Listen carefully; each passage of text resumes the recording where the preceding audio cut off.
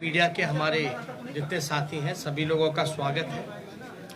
सबसे पहले मैं बड़ा विनम्रता से हाथ जोड़ करके नतमस्तक हो करके बिहार की जनता को धन्यवाद देना चाहूँगा। और आप सब लोग जानते हैं कि चुनाव का फैसला आया है, जनता ने अपना फैसला सुनाया है और चुनाव आयोग ने अपना नतीजा सुनाया है। जनता का फैसला महागठबंधन के पक्ष में है, चुनाव आयोग का नतीजा एनडीए के पक्ष में है। आप सब लोग ये समझ सकते हैं कि जनता का जो जनादेश है और जो नतीजा इलेक्शन कमीशन का है, नतीजे और फैसले का बड़ा अंतर है। फैसला हमारे पक्ष में और नतीजा उनके पक्ष में। ये कोई बिहार में पहली ऐसी कोई घटना नहीं है। 2015 में महागठबंधन जब बना था तो वोट जो है, जनादेश जो है, वो महागठबंधन के पक्ष में था, लेकिन चोर दरवाजे से बीजेपी सरकार में आई, जो कि बीजेपी के जनता का जो आदेश था कि बीजेपी को विपक्ष में रहना। लेकिन बिहार के मुख्यमंत्री लालच में, लोभ में या डर के कारण, या आप कह सकते हैं बीजेपी ने हाईजैक कर लिया।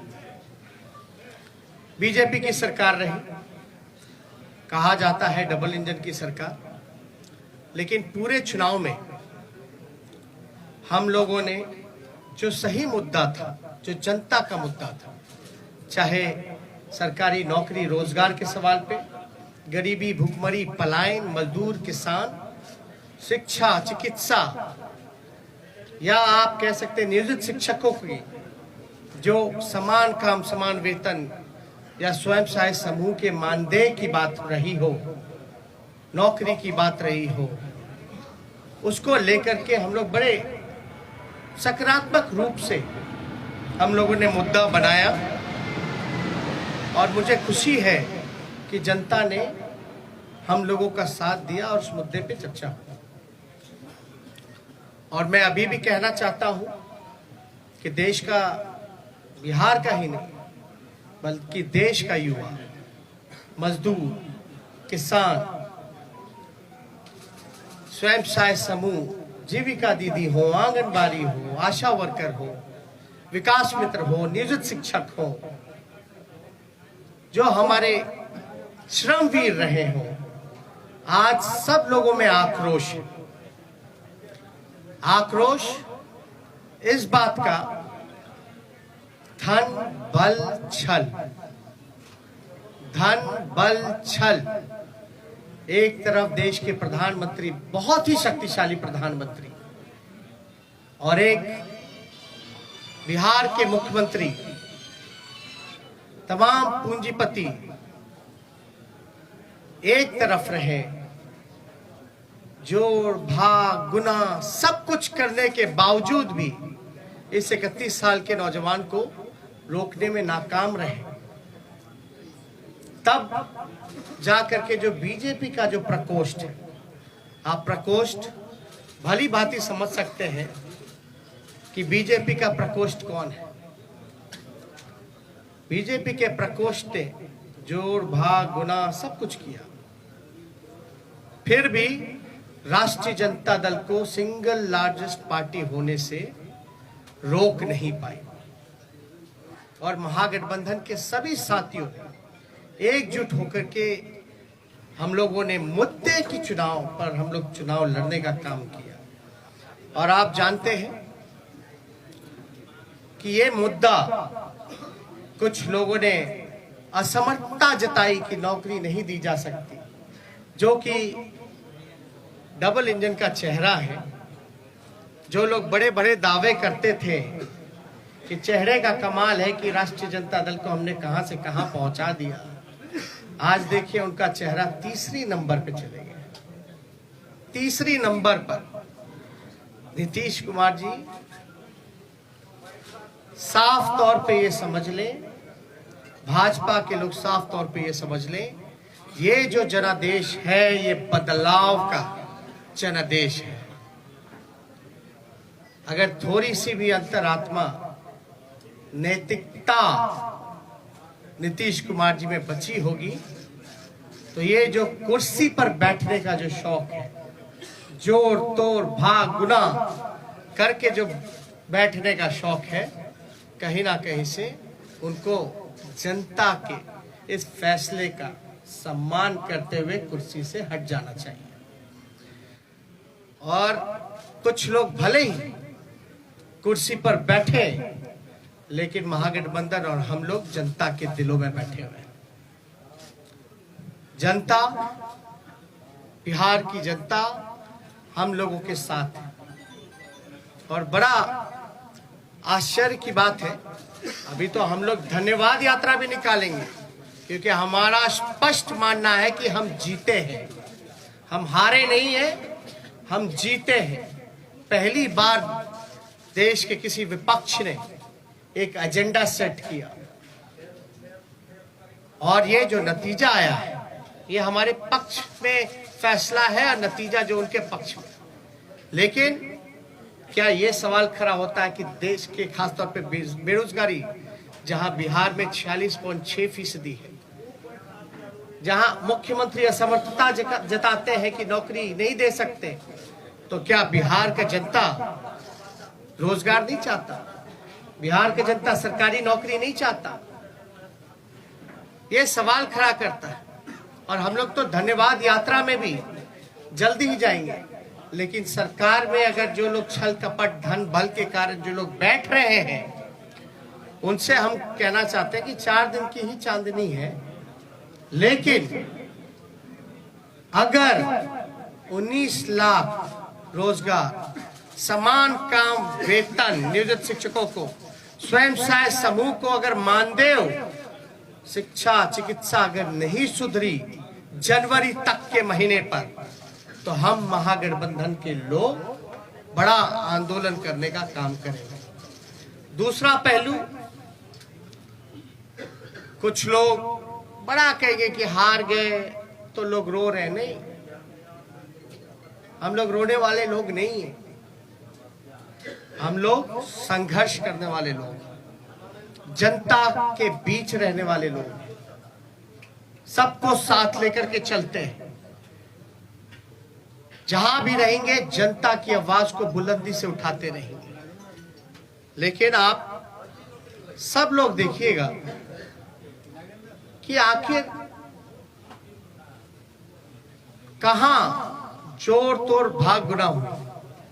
तो कुछ सवाल है, हम आपको counting of postal ballot papers की प्रक्रिया बता दें। काउंटिंग पोस्टल बैलेट में एक दिन पहले ही राष्ट्रीय जनता दल के पेज से एक वीडियो जो है एक जारी किया गया था, ठीक चुनाव से पहले। उस वीडियो में साफ तौर पे दिखाया था कि रात के अंधेरे में आरा में रात के अंधेरे में एक गाड़ी निकली, उस गाड़ी में पोस्टल बैलेट के बक्से निकले। चुनाव आयोग बताए कि रात में कोई भी ट्रांसपोर्टेशन, चुनाव के वोट बक्से कोई इधर से उधर ले जाया जा सकता, नहीं ले जाया। और अगर आप इन्हीं के लॉस की बात करें इलेक्शन कमीशन का कि क्या प्रोसीजर होना चाहिए, counting of postal ballets paper 15.15.4 इनका पॉइंट है, उन्हीं का इलेक्शन कमीशन का। As per the requirement of Rule 54A of CE Rules 1961, the postal ballot shall be taken up for counting first at the returning officer's table. मतलब postal ballot की गिनती जो है उसकी प्रक्रिया पहले होनी चाहिए, साफ तौर पे इसमें लिखा है। और under the law rule 54A of the conduct of the election rules 1961, the postal ballot papers are to be counted first. It is clarified further that it is not necessary to wait for the counting of postal ballots to be completed before counting of votes recorded in EVM starts. मतलब आपको जरूरी नहीं आप इंतजार कर सकें, आपको प्रक्रिया जो है समांतरण शुरू कर देनी चाहिए।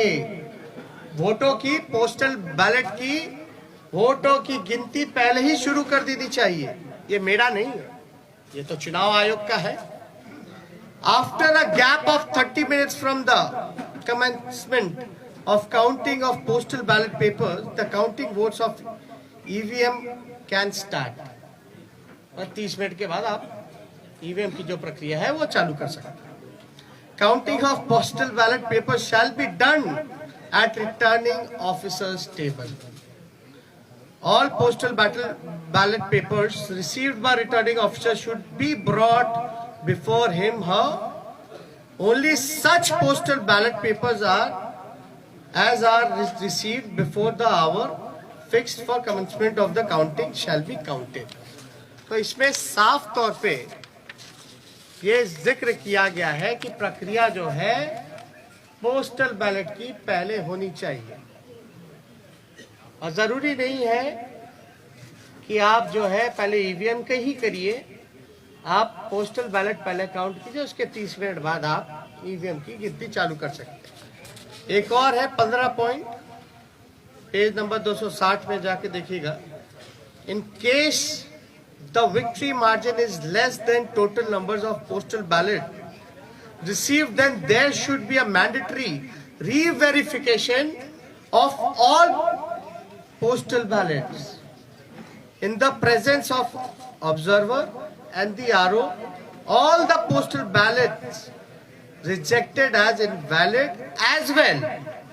Postal votes counted in favor of each and every candidate shall once again be verified and tallied. The observer and the RO shall record the finding of re-verification and satisfy themselves before finalizing the result. The entire proceeding should be videographed without compromising the secrecy of ballot, and the video cassettes, CD should be sealed in a separate envelope for future reference. इसमें साफ तौर पे है कि आप चाहे postal जो invalid हो या वैलिड हो, आपको ऑब्जर्वर और इन सब के सामने जो है वीडियोग्राफी करा करके इसका सीडी भी जितना वीडियोग्राफ्ड है, कैसेट्स है, इन सब को सील करके रखा जाए। और ये सील का जो ड्यूरेशन होता है ये बड़ा इंटरेस्टिंग है। चुनाव नतीजे के 40 दिन तक इलेक्शन कमीशन को ये अनुमति है कि वो पोस्टल बैलेट्स को जो है सील रख सकते हैं। आप शिकायत जो होगा आपको सेटिस्फाई करना है। You have to satisfy all the candidates whether if they have doubts, because ये इलेक्शन कमीशन की ड्यूटी है। अब एक और इंटरेस्टिंग डेटा आप लोगों को हम बताना चाहेंगे। एनडीए को जो कुल वोट मिला 1,57,728।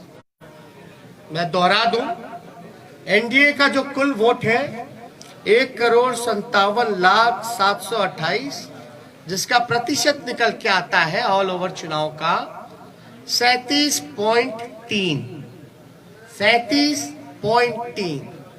महागठबंधन को वोट जो मिले 1,56,88,458, 1,56,88,458, जो कुल प्रतिशत महागठबंधन का निकल के आता है वो 37.2। हमें मिले 37.2 और एनडीए को मिले 37.3, यानी 1 पॉइंट का अंतर है। 0.1 का अंतर है, जो कि अगर वोट में अगर कन्वर्ट करें तो ये 12,270 वोट का अंतर, यानी एनडीए और महागठबंधन का कुल वोटों का अंतर 12,270 का है। अब 12,000 में वो उनको 15 सीट लीडिंग पे है, आगे है। ये आश्चर्य की बात है कि 12,000 में वो 15 सीटें जीत गए। और याद कीजिएगा, अद्भुत आंकड़ा हम आपको और भी देंगे कि पोस्टल बैलेट्स वोट कौन देता है? जो सर्विस में है, ज्यादातर शिक्षक लोग हैं जो कि एजुकेटेड हैं, वो लोग हैं जो जागरूक लोग हैं, जो जानते हैं कि वो पोस्टल से भी मतदान कर सकते हैं। और कई लोग ऐसे होंगे जो कई बार पोस्टल से मतदान किया गया होगा, एनवलप में करते हैं, बैलेट पे करते हैं। यानी जो जागरूक व्यक्ति है वही ये काम कर सकता है। आप एक पोस्टल को आप रिजेक्ट कर देते हैं, एक रिजेक्ट समझ में आता है, 10 रिजेक्ट समझ में आता है, 50 रिजेक्ट समझ में आता है। आप 900 पोस्टल वोट रद्द कर रहे हैं, 700 पोस्टल वोट रद्द कर रहे हैं, 500 पोस्टल वोट रद्द कर रहे हैं। और रद्द हो रही है तो ये चुनाव के उम्मीदवार का जिम्मेवारी तो नहीं है। रद्द किस वजह से किया गया और इतनी बड़ी संख्या में रद्द क्यों हुआ? जब हमारे कैंडिडेट्स ने जब मांगा रिटर्न में आरओ से कि लिखित में दीजिए कि आपने रद्द क्यों किया, आरओ की जिम्मेदारी है कि वो कैंडिडेट्स को सेटिस्फाई करे जो कि हमने आपको गाइडलाइन में बताया। और किससे पूछ करके इलेक्शन कमीशन ने गिनती जो है लास्ट में पोस्टल का किया और रद्द करने का काम किया? पहले क्यों नहीं काउंटिंग कराई गई? किसके दबाव में? अगर जहां भी पोस्टल अगर बाद में काउंट हुए हैं तो हमारी मांग है, क्योंकि 40 दिन तक सील्ड रहता है, रिकॉर्डेड होने चाहिए, वीडियोग्राफी लाइए, वैलिड इनवैलिड बैलेट पेपर्स को सामने रखिए और रिकाउंटिंग कराया जाए। ये हमारे महागठबंधन लोगों की मांग है, उस पर रिकाउंटिंग कराया जाए। हमारी जो हार हुई 17 वोट से, 12 वोट से, 50 वोट से, 70 वोट से, 100 वोट से, 150 वोट से लगभग 20 सीटों को हराया गया। ये कौन जवाब देगा? ये लोग बोलते रहे रोए रोए, लेकिन मेरा सवाल जायज है। चुनौती देता हूं बिहार के मुख्यमंत्री को, जो चोर दरवाजे से सत्ता हथियाना चाहते हैं, सत्ताधारियों को, कि पोस्टिंग पोल, एक सवाल का जवाब दे कि पोस्टिंग जो हुआ है बैलेट का पोल जो हुआ है वो पहले होना चाहिए या बाद में होना चाहिए? वही लोग बताएं। मेरा सवाल, अब बाद में हुआ तो किसकी गलती है? बस इतना सा मामूली सा सिंपल आंसर हम जानना चाहते हैं कि आप जो गाइडलाइंस है चुनाव आयोग का, साफ तौर पे इस पे लिखा हुआ है, इस पे साफ तौर पे लिखा है 15.15.4 counting of postal ballot papers पर, इस पे साफ तौर पे लिखा है। बताएं अगर काउंटिंग कराने में क्यों नहीं करा रहे भाई?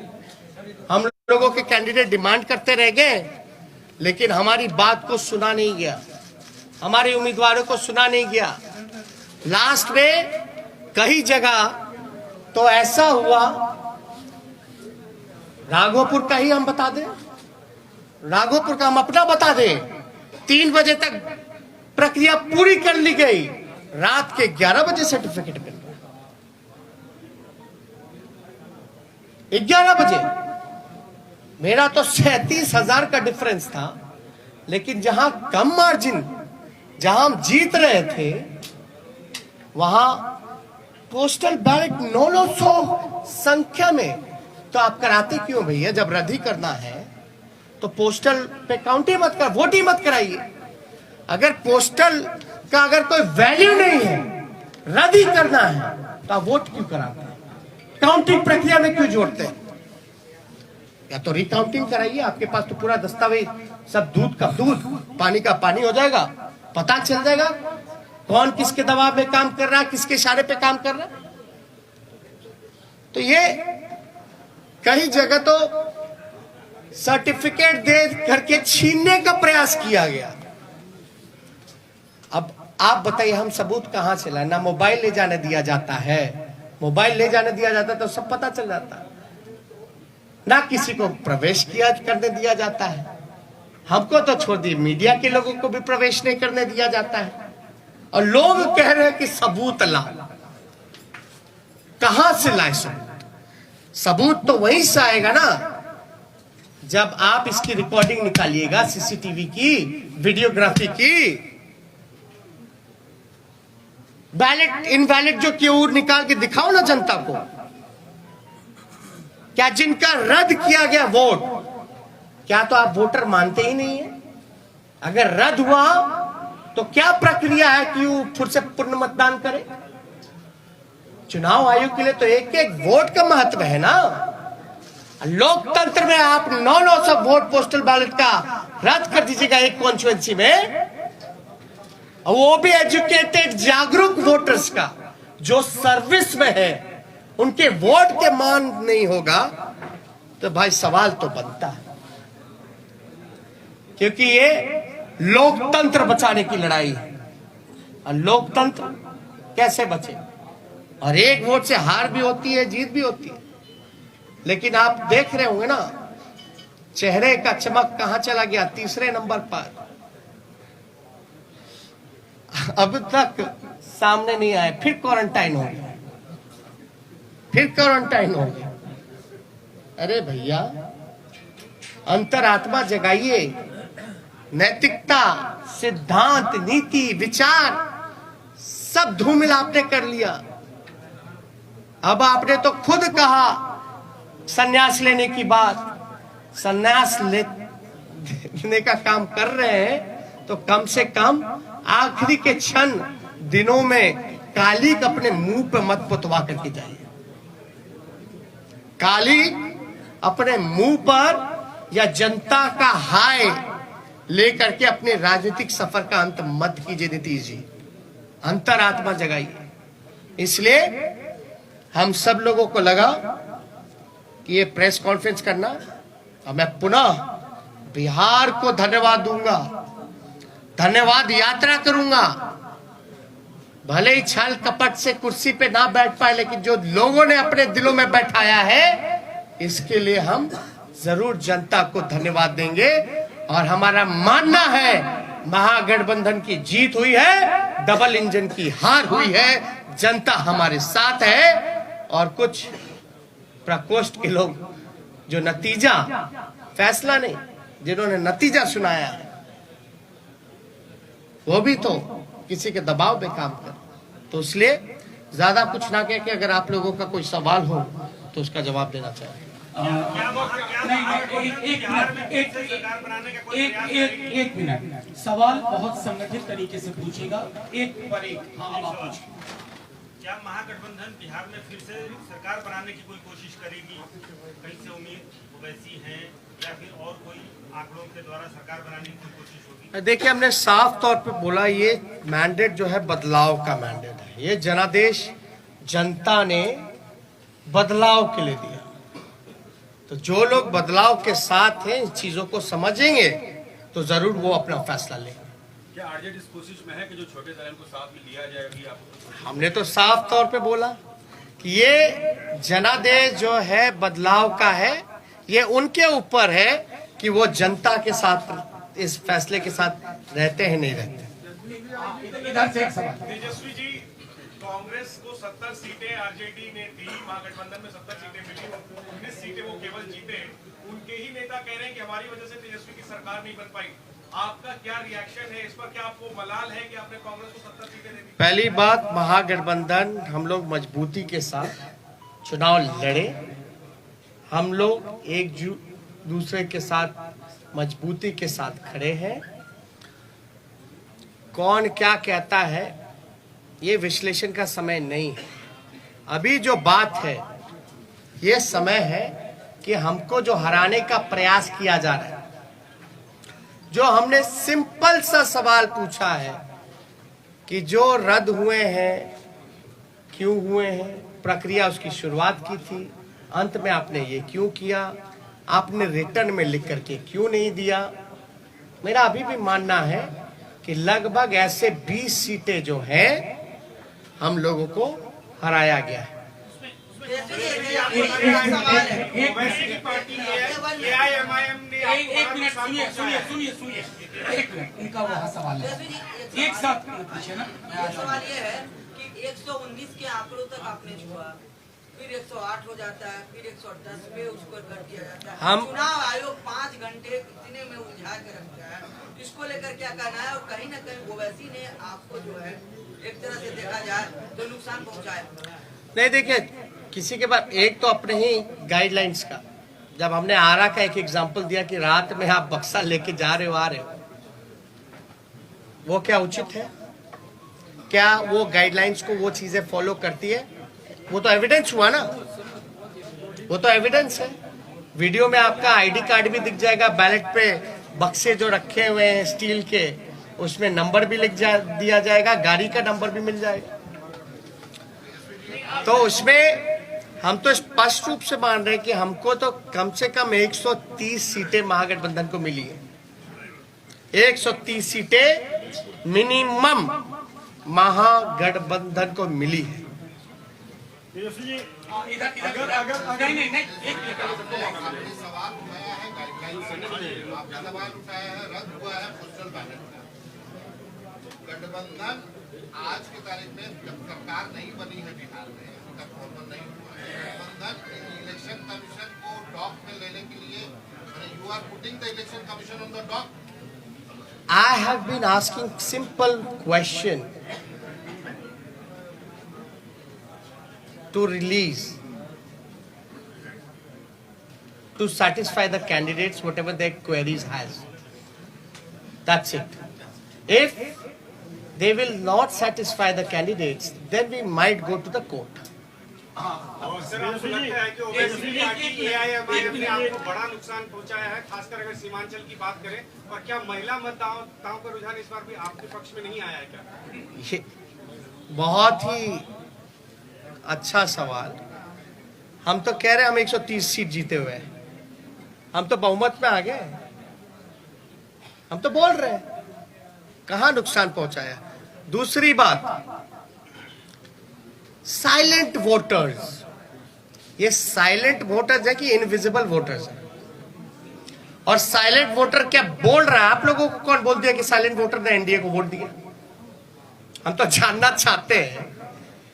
तब तो साइलेंट वोटर रहा ही नहीं ना।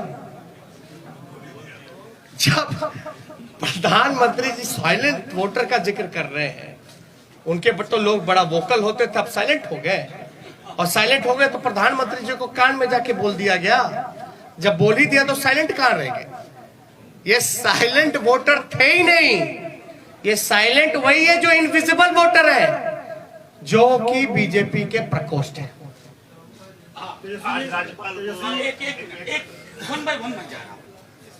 तेजस्वी जी, नीतीश कुमार कहते हैं कि महिलाएं आज भी उनके साथ हैं, महिलाओं का साथ रहा इसलिए उन्होंने सत्ता वापसी फिर से करनी है। दूसरी बात, आप कह रहे हैं कि हमारे साथ अन्याय हुआ है, तो क्या न्याय पाने के लिए कोर्ट का दरवाजा खटखटाएंगे, सुप्रीम कोर्ट, हाईकोर्ट जाएंगे आप लोग? देखिए, कौन किसके साथ है, कहां किसके साथ है, लेकिन हमारे आंकड़े के हिसाब से जो कैंडिडेट वहां रहे, हम तो 130 पे हैं।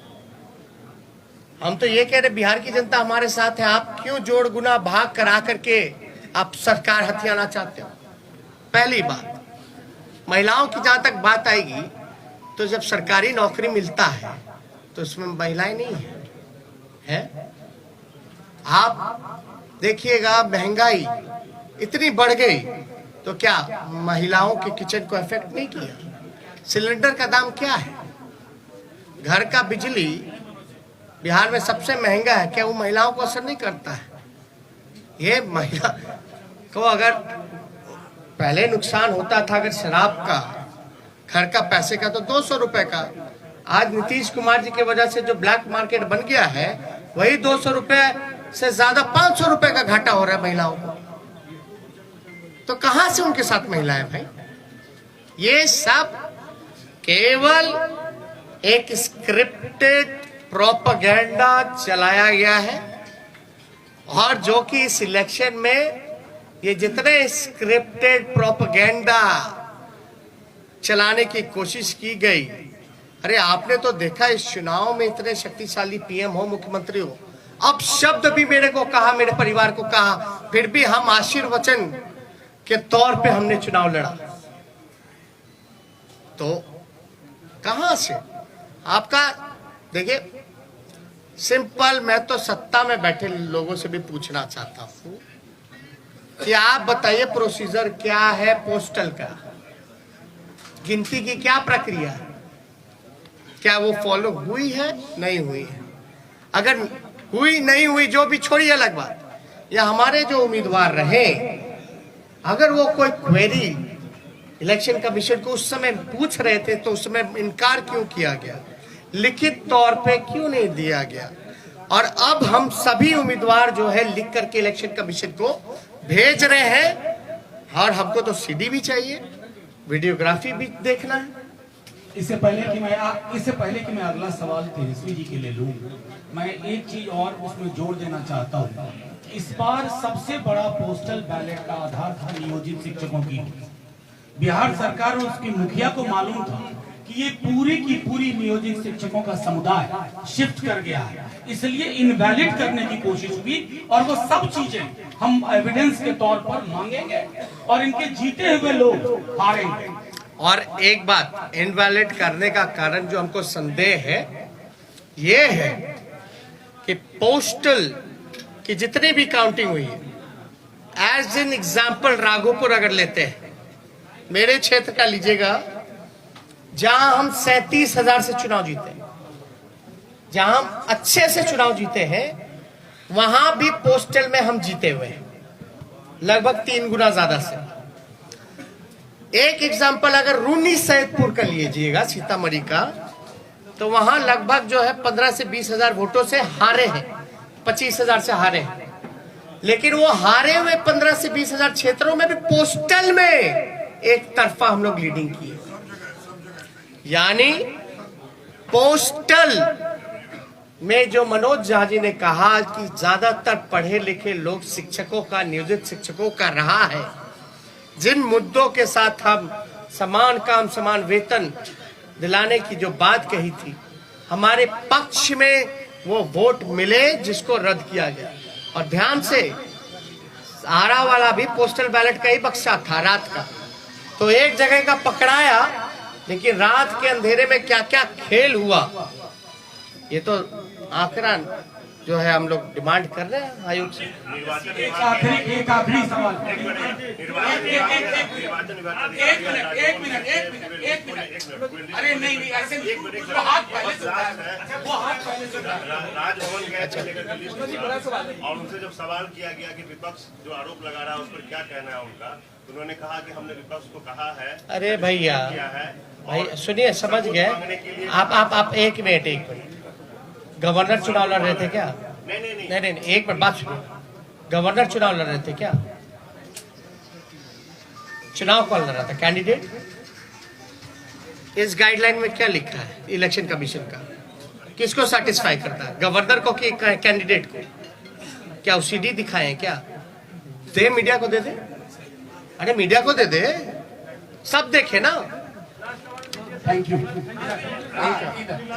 20 सीटें आपने चिन्हित की है जिसमें गड़बड़ी की गई है, उसमें आपकी कितनी है और कांग्रेस की कितनी है? वो लिस्ट हम लोग दे देंगे, उसमें कोई वो नहीं है। और अब मैं इस प्रेस कॉन्फ्रेंस की समाप्ति की घोषणा करता हूँ। शुक्रिया। क्या महागठबंधन वीआईपी और हम पार्टी के संपर्क में है? लेट से आया।